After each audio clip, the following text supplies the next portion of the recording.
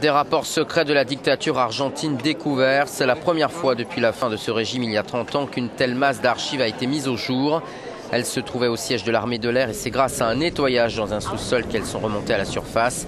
Ces documents pour l'histoire se composent de listes noires d'artistes et d'intellectuels rédigés par les militaires.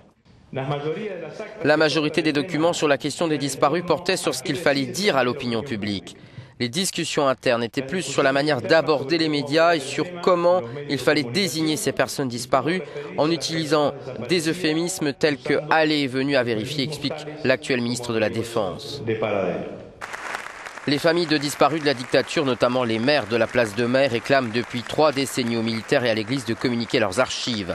L'Argentine a été dirigée d'une main de fer par une junte militaire entre 1976 et 1983, notamment par le général Videla.